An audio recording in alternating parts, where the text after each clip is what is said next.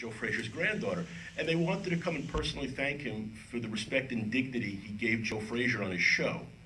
Because all that time, Ali was just calling him an Uncle Tom and really just giving him a hard time. And his family really appreciated the way Cavitt treated Joe Frazier. I was really touched by that, and he was knocked out to get to sit with Joe Frazier's family at the memorial. That was cool.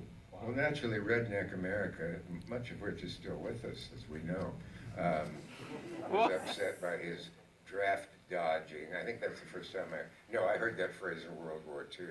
I'm an antique. No. But I got some flack from my friend Ali's not going into the draft, but people remained bitter about that for some years. I think it was Waco, Texas. Little envelope. My secretary pushed it under something as I walked in one morning, and I said, "Oh, I want to see what that is." She was sparing me a letter from Waco, Texas, a real letter, not an email, and an envelope and everything. Dear Dick Cavitt, you little sawed-off faggot communist shrimp. And believe it or not, it had a return address. And I wrote back, I'm not sawed off. Thank God. And what else happened from that? Well, there was quite a bit of nastiness about his not serving his country. He was certainly right about the Vietnam War, and it's so horrible to think about now. Time really does give such an interesting perspective to all of this. It's now 50 years since 1968, which is hard to swallow if you're...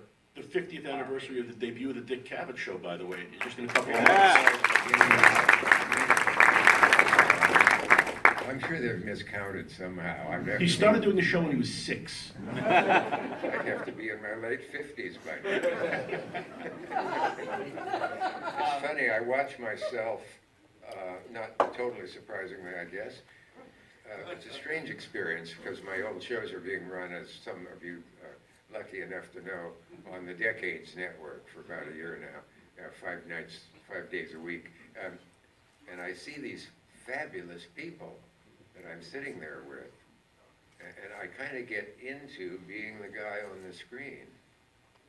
And then I think, but wait a minute, one of us is dead. Because I was in my 30s, and many of the guests were in their 50s and 60s and even 70s, and are now, they have joined the silent majority. Well, you've given us a great gift, though, Dick, by not only doing the show, but having such an astonishing and broad range of guests, and preserved all of that for posterity. Yeah, I got a lot of credit for that, and it wasn't really a conscious decision. I just thought anybody in any field, whether it's the movies or politics or government or ant collecting, whatever, if they're interesting guests, have them on.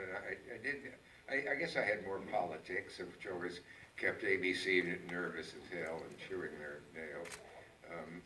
But I'd had Goldwater on, and there's another Cavitt show out there called the Cavitt's Watergate, because I had almost every one of the villains on the show at one time or other, including, I never had the great unindicted co-conspirator himself, but I would love to have, and if you want to see how well we got along, when you go home, turn on YouTube and put Cavitt Nixon, and you can see him sitting in the Oval Office. It's a still picture, but you almost get the sense that it's real.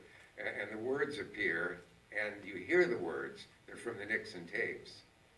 And the first time I looked at it, I didn't know what I was going to see, and I saw Cavitt. What is Cavitt anyway? And H.R. Haldeman, his lickspittle, I think that's an Elizabethan term. I hope so, anyway. Cavitt, he's the worst. He loads every show with, and Nixon interrupts him at that point. Anyway, the conversation comes around to, no, wait a minute, I left out one good part. Haldeman saying, Yeah, we've complained bitterly about the Cavitt show, and they've placed guests on it sometimes, and I would resist it, and sometimes it was made good showmanship. But the last line is Cavitt. There must be some way we can screw him. You know, Dick has softened